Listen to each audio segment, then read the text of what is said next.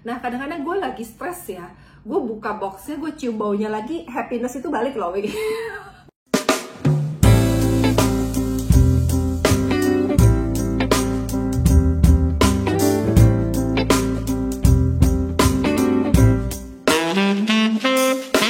Hi everyone, hari ini kita ada special guest for our story talk. Aku nggak kasih tahu dulu orangnya siapa, but I'm sure begitu aku mention you guys know who she is. Nah, yang aku mau kasih tahu adalah topik hari ini sangat-sangat seru nih.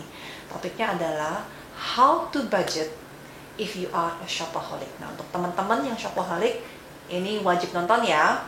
And without further ado, aku mau introduce Nopai. Hi Nopai, how are you? Hai, good. Masih berusaha adaptasi terus-terusan sama pandemi, karena berubahnya banyak kan, gara-gara pandemi ini. So I'm so glad to have you here. Thank you so much ya for being here today dan mau sharing sama kita semua tentang your how to budget as a ini kayak Gak pakai budget, Wi. budget ya. Oops.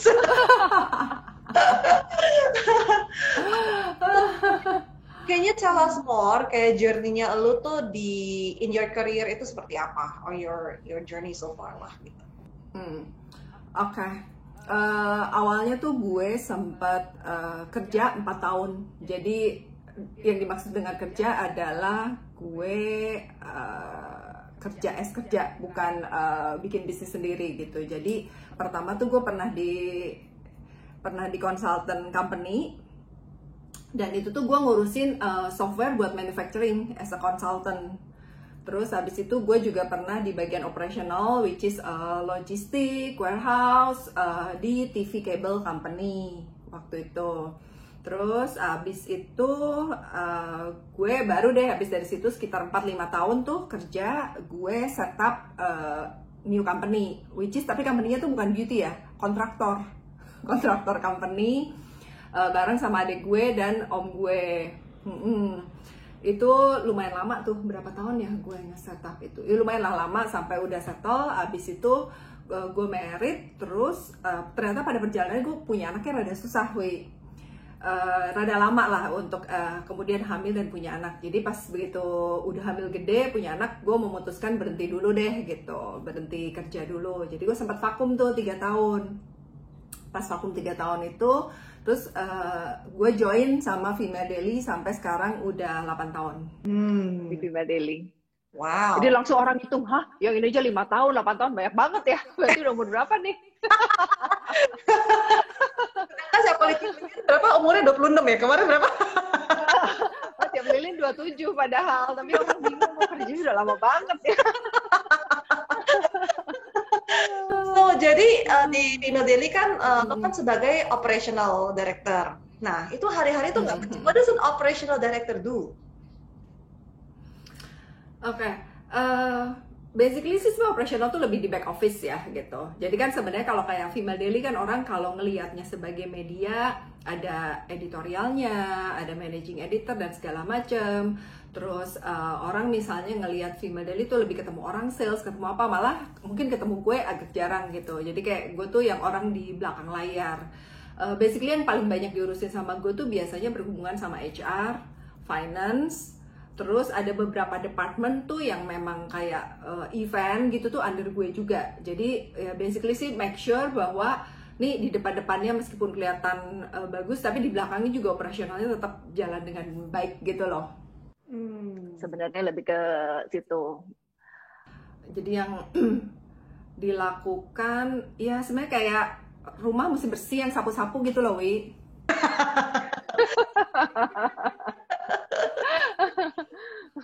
Oke.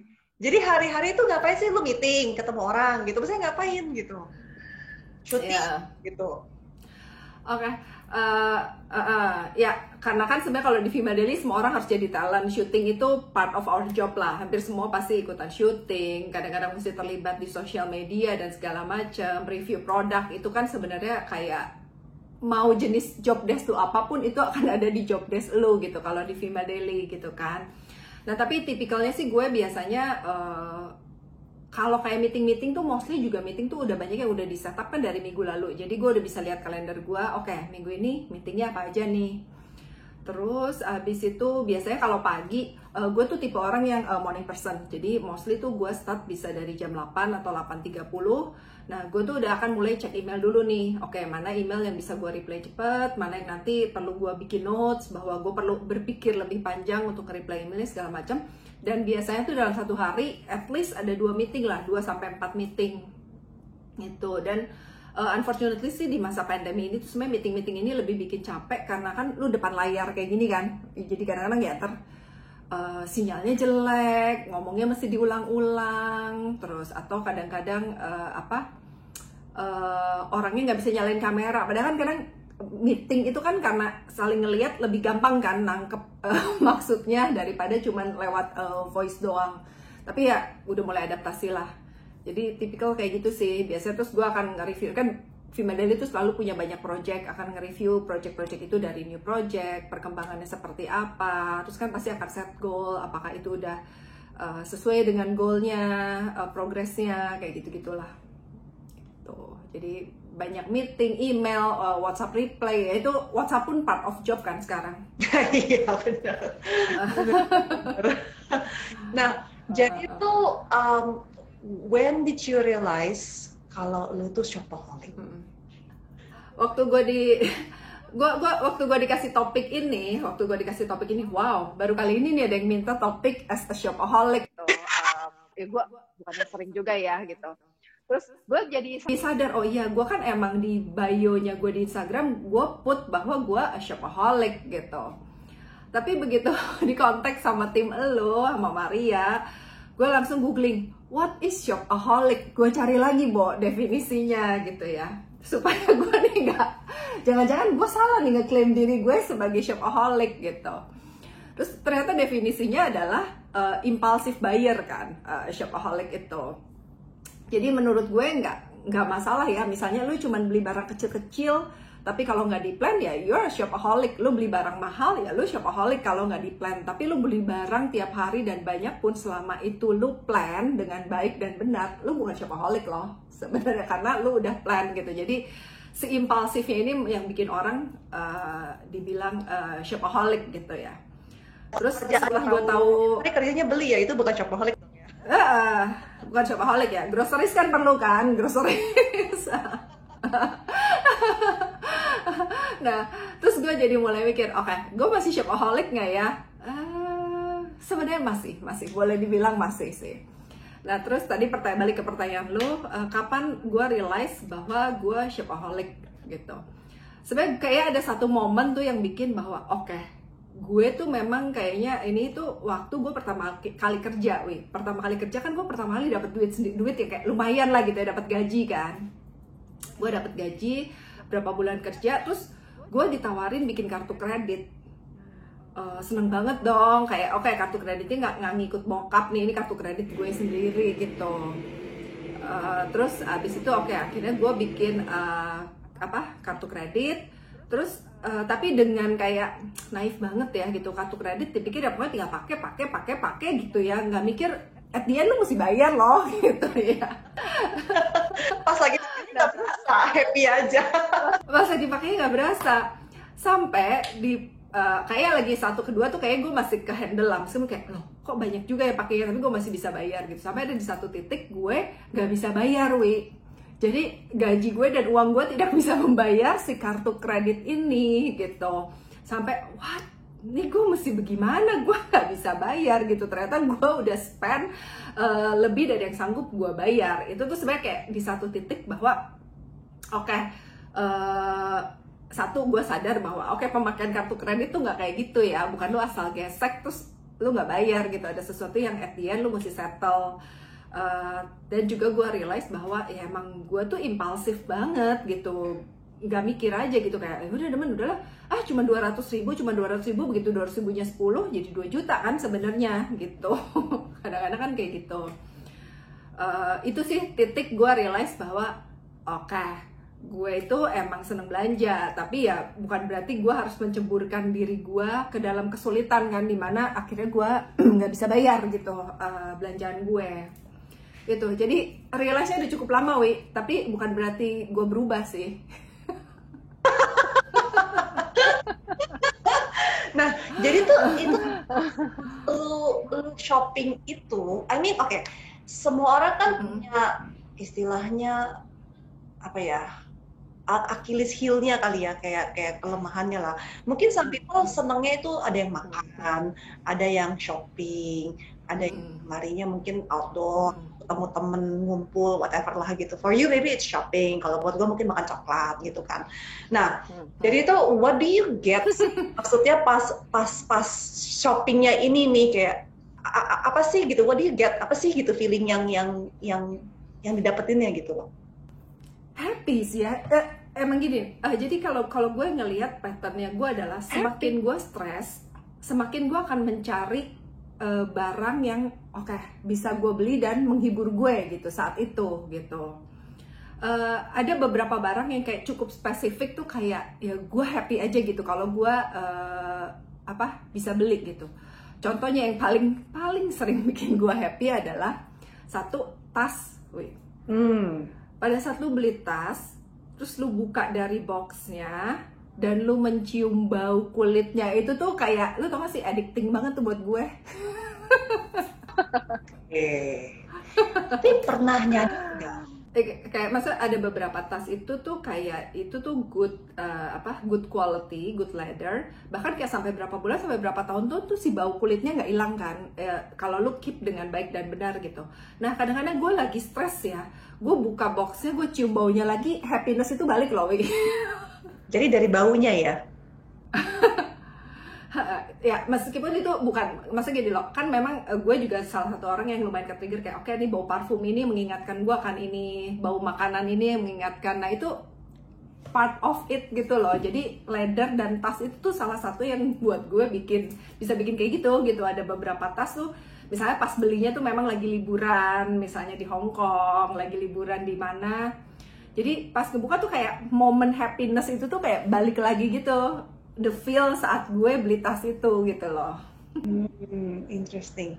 Ini ada nggak titik mungkin, I don't know, pertama kalinya banget, you know, kayak kadang nih ya kayak, jadi kayak for me, kalau dengan coklat, jadi gue tuh baru nyadar bahwa gue tuh kenapa seneng banget sama coklat, karena di masa kecil, actually gue udah lupa, cuman kayak Tepori pernah hipnoterapi, terus kayak jadi ingat sendiri lagi ceritanya. So pas gue masih kecil itu gue sering ditinggal di rumah sendirian, kesepian kan. Tiap kali nyokap balik dia bawain coklat, misalkan dia pergi ke Singapura gitu, ke luar negeri, pergi berapa hari, terus gue sendirian di rumah, gue sedih, gue nangis gitu, nggak ada mama. Nah pas dia pulang dia bawain coklat, dia selalu bawa coklat, pokoknya kalau dari luar negeri dia pulang pasti selalu bawa coklat.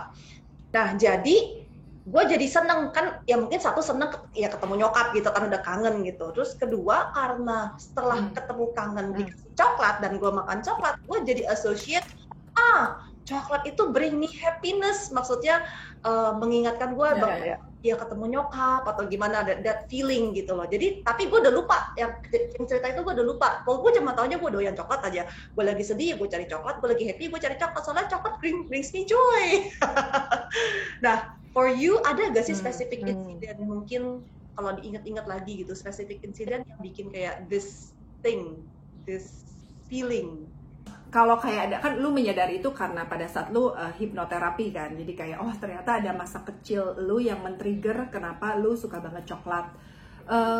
Gue kayaknya gue nggak tahu specific moment kayak gitu, cuman emang gini, di awal-awal gue demen tas branded bag terutama, itu juga bukannya gue yang kayak bisa gue suka ini gue beli besok gitu. Gue mesti ngumpulin duit, mesti punya budget untuk gue bisa beli tas itu. Nah karena juga bukan yang gue bisa sesering itu beli tas, jadi kan gue tuh ngumpulin dulu dan gue nunggu momen yang tepat untuk gue beli tas itu. Jadi biasanya gue akan pada saat gue jalan-jalan nih, pada saat gue liburan misalnya ke Europe, satu kan emang tasnya lebih murah lah ya kalau beli di Europe misalnya, atau terus gue juga bener-bener ngerasain experience-nya, masuk ke tokonya, milihnya, research-nya. Bahkan kan sebenarnya jauh-jauh hari sebelum gue mau beli tas ini, gue udah research dulu kan tentang tas ini. kulitnya, kadang-kadang historinya dan segala macam. Nah, jeng-jeng the moment itu beli pas gue liburan. Namanya liburan kan selalu lagi happy ya, Wi ya. Jadi mungkin itu sih kayak si nunggu momennya itu, belinya itu yang kemudian bikin gue kenapa happiness itu selalu balik kayaknya ya. Gitu. Iya. Nah, jadi how do you budget? Or you don't budget? Beli aja. Do you have any budgeting buat shopping atau kayak tadi? Maksudnya udah di planning dulu, oke aku mau beli ini, terus baru di planningin atau how do you do it? Gini, kalau yang kayak gue bilang tadi yang momen-momen happiness itu biasanya gue udah plan. Oke. Jadi gue tuh salah satu gini, gue shopaholic, artinya gue impulsive buyer itu paling, kalau ke gue nih paling parah kalau ada sale. Tiba-tiba ya si toko A sale dan lu VIP katanya, you can see the preview kayak one day before other gitu. Nah si sale ini tuh selalu nge-trigger gue abis pergi terus kayak ya mumpung sale deh lumayan kan, itu tuh biasanya buat gue yang ngerusak budget gue tuh itu. Itu si sale ini. Tapi sebenarnya kalau yang di plan memang oke, gue tahun ini akan beli tas ini, tahun ini tuh itu juga salah satu cara sih gue untuk mengurangi impulsiveness-nya gue gitu, which is gue bikin wishlist untuk tas-tasnya gue. Jadi gue tuh bikin oke, gue mau tas ini. Nah biasa tuh sebelum beli kan lo akan research dulu kulitnya apa, baca reviewnya orang lain dan segala macam gitu. Nah kalau yang kayak gitu sih sebenarnya tidak begitu mengkhawatirkan. Yang mengkhawatirkan tuh yang sale itu, yang kayak udah mumpung sale, ya kan, udah deh mumpung sale deh gitu. Kayak gitu. Nah kalau ngomongin budget, gue tuh bukan tipe orang yang oke, gue stick ya 20% untuk A, 10% untuk B. Itu gue nggak bisa, gue nggak bisa melakukan itu. Tapi satu hal, gue tahu persis berapa uang yang gue hasilkan, intinya gitu kan. Berapa uang yang gue hasilkan, gue tahu persis. Untungnya gue sama suami gue kan emang double income kan, jadi maksudnya suami gue menghasilkan uang, gue menghasilkan uang, jadi kita lumayan punya allowance lah, karena dua-duanya menghasilkan uang gitu.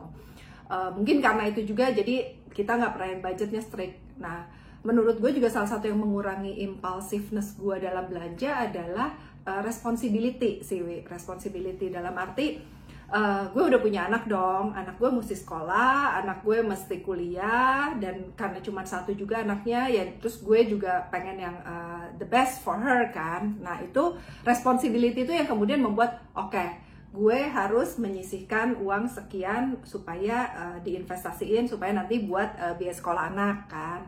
Terus kan seiring hidup membaik kan lu juga oke, ini kayaknya apartemen gue udah sempit nih, gue mau pindah apartemen. Akhirnya kan gue bikin plan gimana gue beli apartemen lebih besar, lebih bagus. Nanti gue udah hitung renovasinya berapa. Artinya gue punya responsibility untuk membiayai si rumah baru ini. Nah itu juga kan bikin jadi gue oke, gue nggak bisa nih sekian tuh gue mesti keep untuk gue beli apartemen atau beli furniture baru gitu.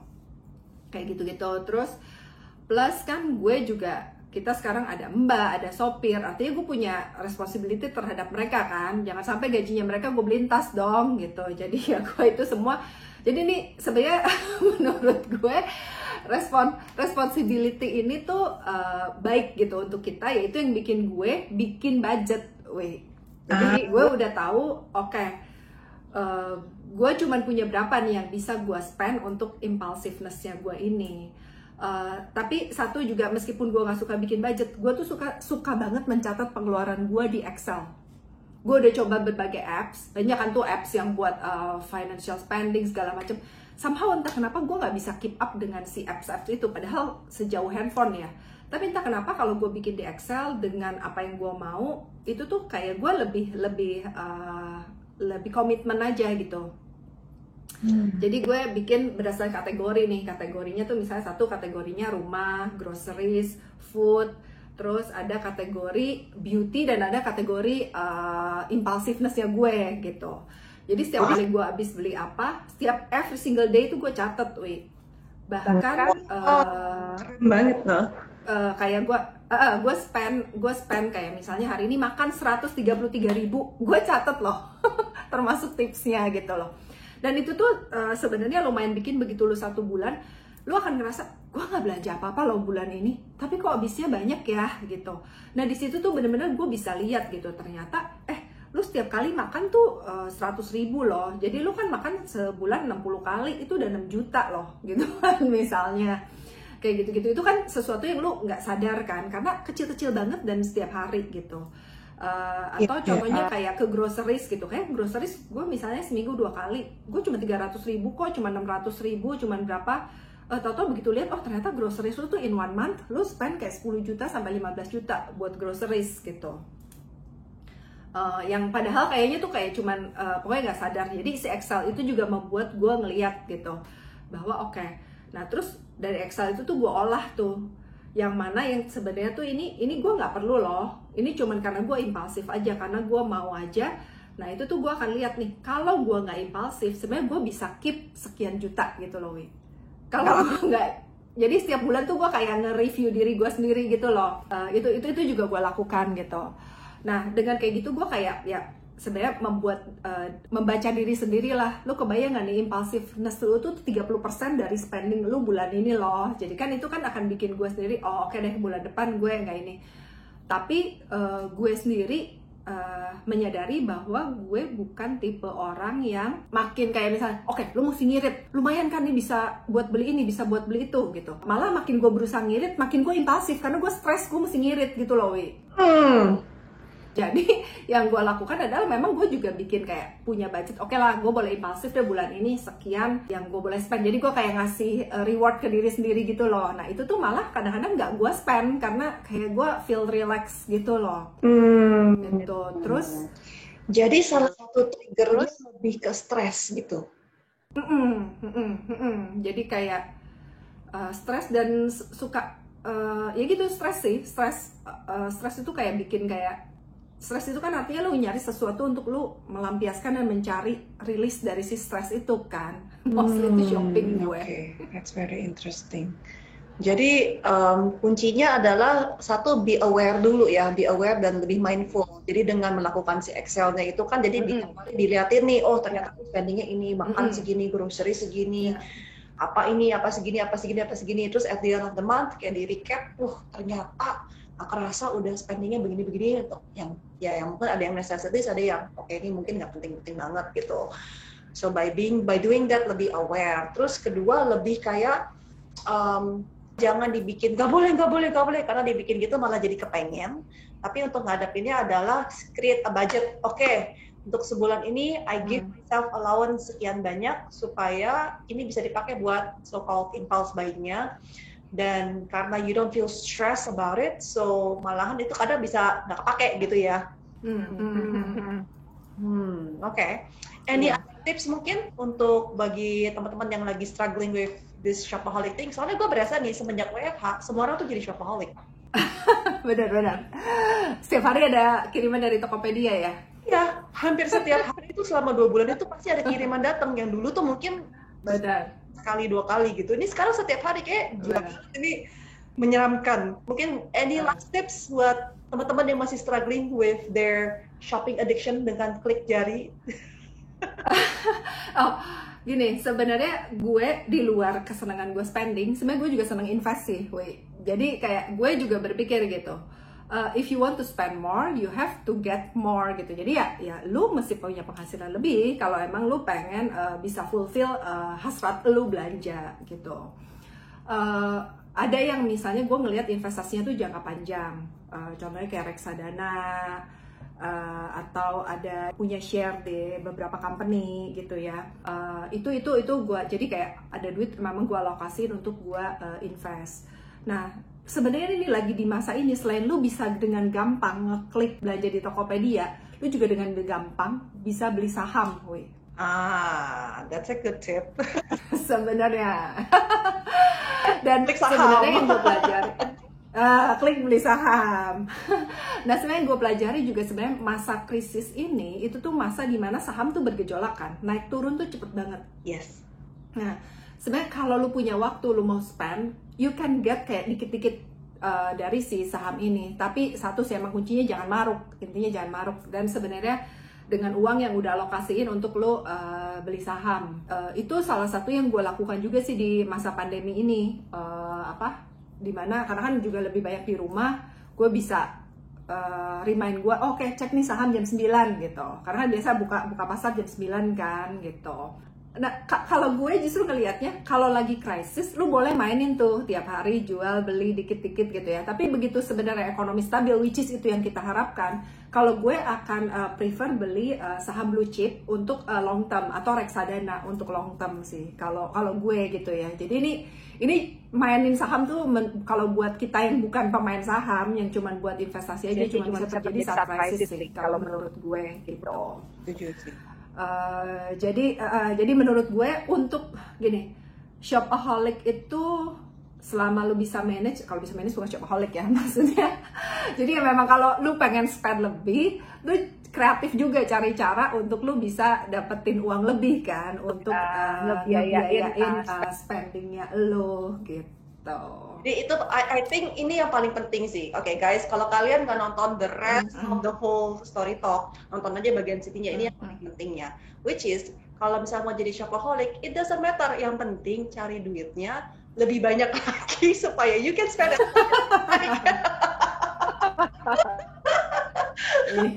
But I think it's a really great point. Kayak gue juga suka ikutin itu kan, kayak misalkan siapa, dan dia juga selalu bilang gitu, lu nggak pengen ngirit-ngirit gitu, daripada lu ngirit, mendingan lu pikirin, misalkan contoh suka minum Starbucks setiap hari, itu kan lumayan ya, sehari 50.000 kalau satu gelas gitu, kalau misalnya dikumpulin juga udah berapa duit, setahun sebulan berapa duit gitu kan. Daripada lu ngiritin si kopi 50.000 sehari, seminggu kali 6, 300.000 misalkan, seminggu jadi 11, 1-2 juta.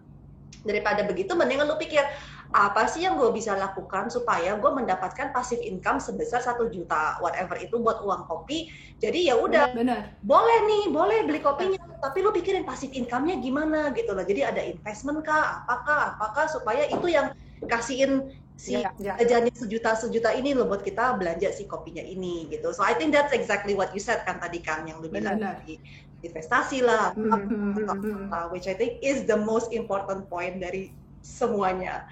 Karena kan balik lagi kan, kalau kitanya nggak beli, makin stres, makin kepingin beli, akhirnya malah belanjanya jadi lebih banyak lagi gitu kan. That doesn't work. Benar. Dirubah daripada di stop, mendingan pikir gimana caranya gue dapat duit segini banyak supaya I can continue to spend. I think itu lebih produktif gitu. So benar. Terus kan jadi ekonomi juga jalan kan, Wi? Kalau kita spend terus ekonomi jalan. Betul. Kita lebih cepat pulih lagi gitu ya. Benar. We need a lot of shopaholic. More lagi. Okay, thank you so much ya for your sharing today. Sangat-sangat interesting to hear your perspective juga, dan lihat tips-tipsnya cara how you handle yourself. I think it's really brilliant tadi, being aware of what you spend, dan tipsnya untuk investing so that kita punya lebih itu. I think it's all really brilliant points yang untuk I'm sure people out there lagi denger ini, yang lagi nonton juga pada lagi pada kayak gitu semua. Oke, bisa belanja. So I hope that the rest of the WFH dan pandemi ini bisa dijalankan dengan lancar, and then things get back to normal soon. Gak sabar nunggu JXB lagi, Nopai, kapan nih? Semua udah pada kangen sama JXB. Aduh, bener. Hopefully ya, soon. Kita juga hampa nih tanpa JXB. Aduh. Banget gitu, kayak tahun lalu nih lagi JXB gitu. Iya, benar. Oke deh, so thank you once again for being our guest star di Story Talk kali ini. Really appreciate your time, really appreciate your story, dan juga being open to cerita tentang mungkin hal yang agak sensitif sedikit, but I really appreciate juga, dan willingness to be open juga untuk sharing cerita-cerita ini semua. So thank you so much. Thank you, Wi. Semoga makin banyak shopaholic, tapi yang duitnya juga makin banyak kan. Alright, so we'll wrap up the session. So thank you guys for watching. Dan juga tentunya stay tuned for our next episode. Nah, teman-teman gimana yang tadi sudah nonton ceritanya? Banyak banget ya tips yang kita bisa pelajarin dari Nopai. So if you like this video, tentunya jangan lupa di-share, comment, and like. Dan tentunya I would love to hear your tips and tricks juga untuk teman-teman terutama yang shopaholic juga. Kalian gimana sih cara budgetingnya? Kalian gimana sih cara overcome issues ini gitu. So would love to hear from you, and once again thank you for watching. I'll catch you in the next story talk.